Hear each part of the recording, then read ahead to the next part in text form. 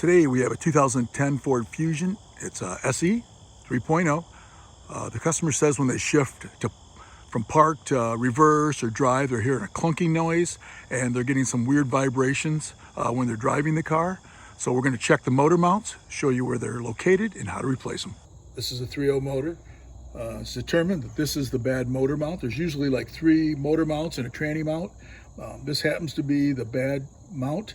So what we're going to do is take a jack like this, put it under the oil pan, which is aluminum, so you want to put a piece of wood in between there and jack it up just enough to take the pressure off it, so when you take this mount off that it doesn't drop. This is actually the motor mount we're going to replace. So that's the bracket that sits on top of it. You got 3 bolts that hold it down, but we have to remove everything out of the way so we can replace this.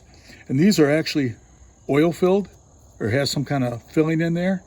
And there's a lot of them that are like this right here that are just a solid rubber, but this one for whatever reason has like an oil filling, and when that breaks, all of a sudden it allows it to move around and make all kinds of noise. Now you're going to want a pan underneath this. We're going to take this off. This is the coolant jug, reservoir jug.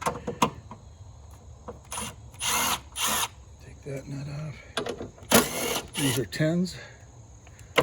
Throw them inside there so we don't lose them. Pair of pliers, because we got to get this out of the way before we can get it to mount itself.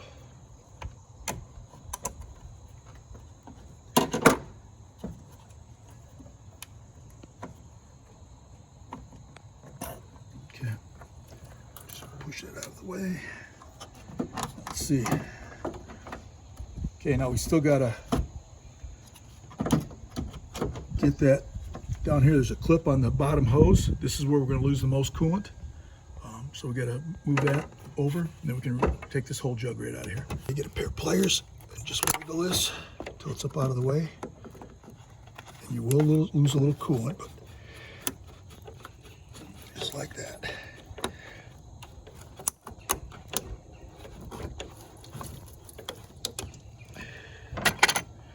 Tuck this up out of the way like that, so it doesn't lose any more coolant.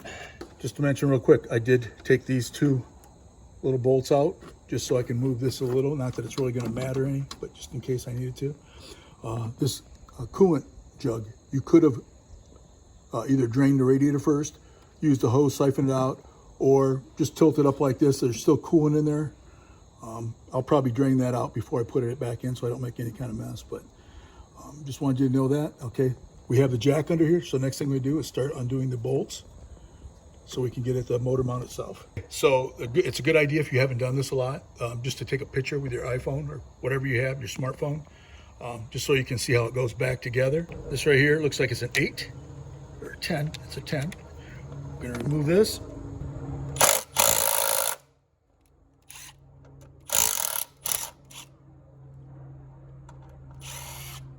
Put that off to the side.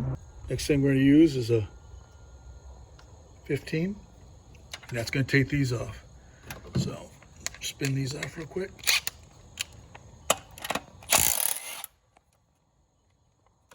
Now if you didn't have your jack, of course, it would be dropping. It isn't going to drop much, if at all. And that's all it dropped right there. So we'll be able to start those back again when we go to once we get the new motor mount in. Now we got to get at this 8.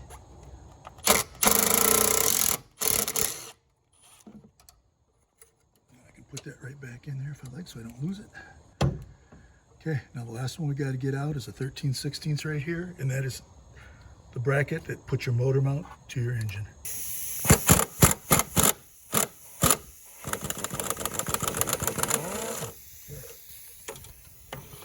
We should be able to remove this bracket. You undo those, jiggle around a little, pull it off just like that. Okay, at this point, we're going to double check. You got 3 bolts holding it right there, and if you look over here, we got 1, 2, and there's 3 down there. So this is the proper part. So what we're going to do is take these 15s off and replace it with this one. I brought off the 1/2 inch. These are 15.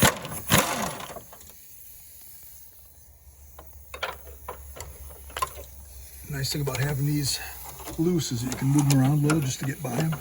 You don't want to pry on them too much because it's your AC lines. That one's loose. Pull that one out. We got one more to go. After taking the third one out, we install this back in. We're going to reinstall the 3 bolts. Got one, or actually one nut, and the 2 bolts. The bolts are kind of hard to get in there like that, so you got to wiggle those in.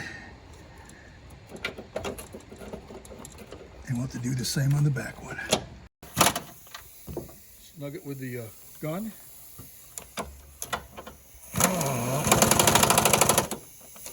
And I'll tighten it by hand. Next thing you do, drop that down like that. And I'm going to get this big bolt here. Sometimes you got to wiggle the motor just a little, either way to start it, but you want to start it by hand, like that. And put all these nuts on, and then just tighten them down.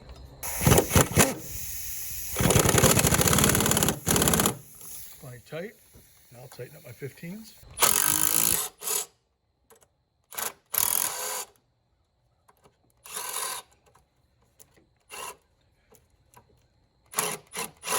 Hit it with a gun. You're still going to want to go back and check it by hand, make sure they're all tight.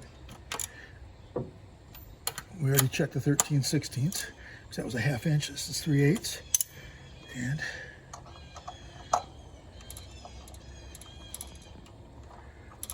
put that on. Put this wire on right here. We'll tighten these up. A little 8 and a 10.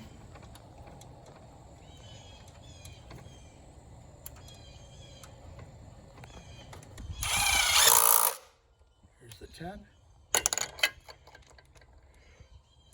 Here's the 8. Next thing we do is put the coolant jug in there. I drained it like I said. We just got to start this real quick. Like that. Make sure we get it all the way up there and put our clamp back into position. There, we're almost there. Okay, now we just got to put our clamp back into position. Once we got our clamp into position, we just slide this over. Make sure it goes around there and drops into position. Like that. So right there, right there. Start this one. Short one goes here. We'll tighten these up.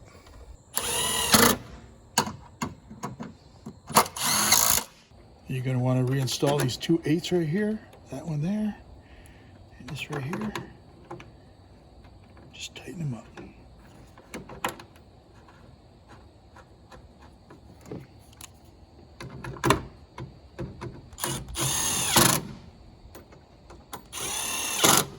Take our overflow tube from the radiator, put that out, put the clamp back in position.